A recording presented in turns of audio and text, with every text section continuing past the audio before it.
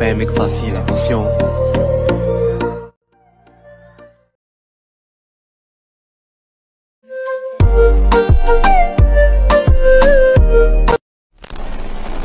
Welcome back. আশা করছি আপনারা সকলেই ভালো আছেন। তো এই সকল ধরনের ভিডিওগুলো এডিটিং করার জন্য আমাদের ক্যাপকাট অ্যাপ্লিকেশনটিকে ওপেন করতে হবে এবং কিছু ম্যাটেরিয়ালস প্রয়োজন হবে, যেগুলো ভিডিও ডিসক্রিপশনে পেয়ে যাবেন। এখান থেকে ডাউনলোড করবেন। করার পর আমরা এখান থেকে নিউ প্রজেক্ট অপশনে ক্লিক করব এবং প্রথমে আমাদের একটি ভিডিও ক্লিপকে সিলেক্ট করতে হবে। এরপর হচ্ছে অ্যাড অপশনে ক্লিক করব, ভিডিও ক্লিপটা অ্যাড করে নিব। এরপর চলে যাবে ইন্ডিংয়ে, যদি ওয়াটারমার্ক থেকে অবশ্যই ইউজ করবেন। দেন আমরা ফটো সেট করার জন্য প্লাস আইকন, এরপর ফটোস অপশনে চলে যাবে। এখান থেকে আপনার যেখানে ফটো আছে ওইখানে চলে যাবেন, ওকে। অথবা আপনার প্রথম দিকে দেখবেন যে আপনার সকল ফটোগুলো শো করছে, যদি প্রথম দিকে থেকে থাকে তাহলে জাস্ট ওইখান থেকে নর্মালি আপনি আপনার পিকচারগুলো সিলেক্ট করে নেবেন। তো আমরা 5টির মতো পিকচার সিলেক্ট করবো ভিডিওটাকে মেকিং করার জন্য। এরপর হচ্ছে আমরা এখান থেকে রেশিও অপশনে ক্লিক করব, তারপর এখান থেকে 6:9 রেশিওটাতে সিলেক্ট করব।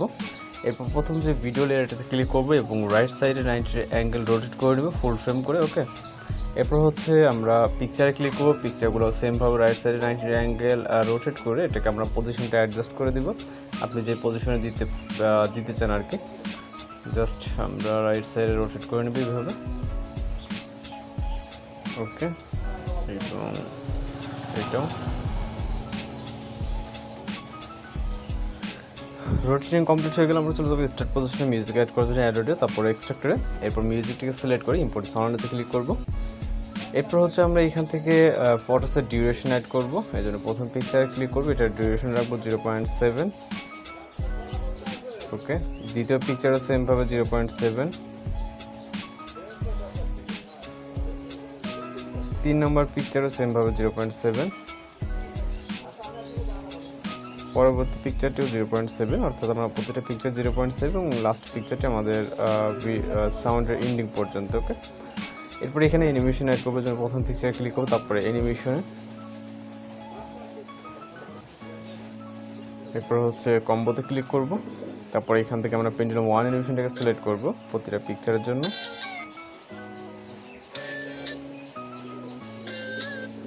ওকে। এবং এখান থেকে টিকমার্কে ক্লিক করব।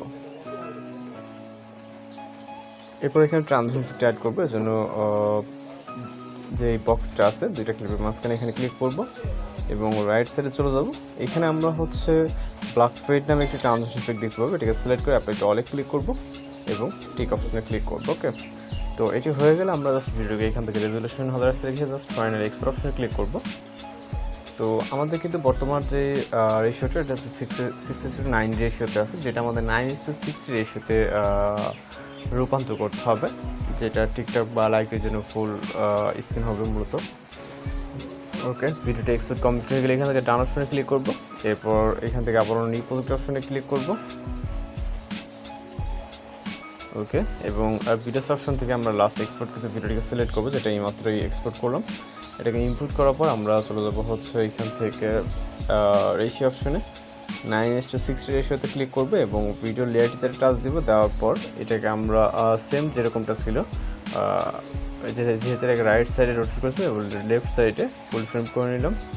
নেওয়ার পর ইন্ডিগো ওয়াটারমার্ক অবশ্যই ইউজ করবেন, চাইলে আপনি ভিডিও প্লে করে দেখতে পারেন। সব কিছু ঠিক আছে, আবার ভিডিও রেজলিউশনে কাজ আসতে রেখে এখান থেকে ফাইনাল এক্সপোর্ট অপশনে ক্লিক করে আমাদের ভিডিও কিন্তু লোডিংয়ে সেভ হয়ে যাবে। এভাবে এই ধরনের ভিডিওগুলো এডিটিং করতে পারেন। তো আজকের এডিটিং টিউটোরিয়াল এই পর্যন্ত। দেখা হচ্ছে নতুন কোনো ভিডিওর সঙ্গে। সবাই ভালো থাকবেন, সুস্থ থাকবেন।